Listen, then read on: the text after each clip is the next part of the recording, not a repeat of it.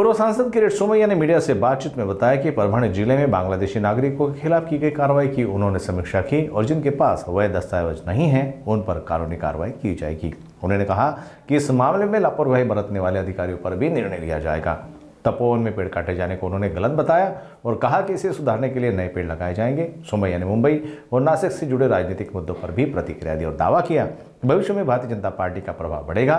साथ ही उन्होंने बांग्लादेशी नागरिकों के पुनर्वास को लेकर अपनी राय व्यक्त की। महाराष्ट्रात आपण 2,24,000 ज्या अपात्र बांगलादेशी घुसखोर जन्म प्रमाणपत्र घोटाळा काढलाय त्या संबंधात त्यांच्यावर आता पोलीस कारवाई सुरू झाली आहे। गेले वर्षभर इथेही मी धक्के खात आहे। तर परभणी जिल्ह्यात त्याचा पाठपुरावा करण्यासंबंधात आज डिटेल मध्ये चर्चा झाली।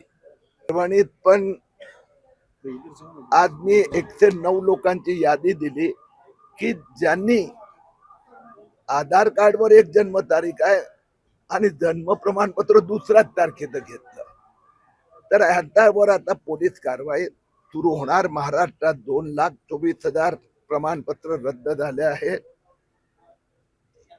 आणि ज्यांनी ज्यांनी फसवणूक केली आहे आतापर्यंत महाराष्ट्रात 27 शहरात 32 FIR झाली आहेत।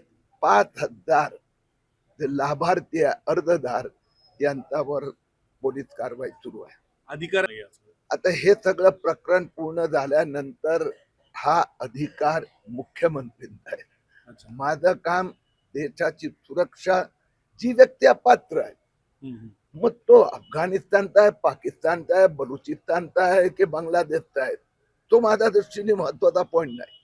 ज्याच्याकडे हिंदुस्थानात जन्म झाला तर एक पण कागद नाही, त्याच्याकडे नाही, त्याच्या आईकडे नाही, वडिलांकडे नाही, भावाकडे नाही, बहिणीकडे नाही, तर त्यांनी आता पुरावा द्यावा, नाहीतर मग त्यांना पाठवून द्यावं।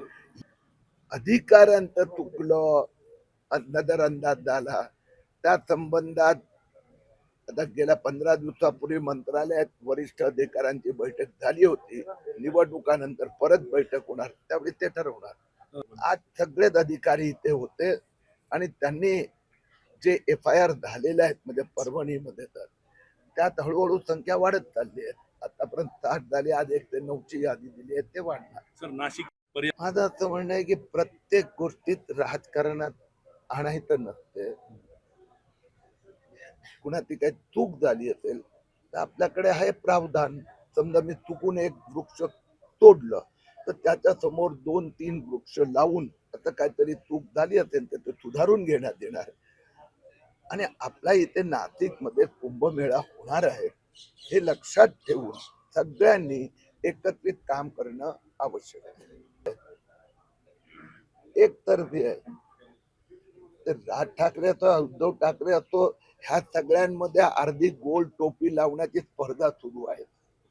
तर जाऊ द्या, कारण की आता मुंबईतला हिंदू, मग तो मराठी हिंदू असो की अमराठी हिंदू असो, जे ठाकरेंनी बाळासाहेब ठाकरेच्या विचारधारेंना ठोकलं, यांच्यावर कधीही महाराष्ट्रातला मुंबईचा हिंदू विश्वास करणार नाही, मराठी पण विश्वास करणार नाही। म्हणून ह्या सगळ्यांना आपापल्या खानला उमेदवार बनवायचा आहे, त्यांनी बनवावं, पण मुंबईत भारतीय देशाचा विचारधारेचा महापौरपेक्षा मुंबईला वाचवणं।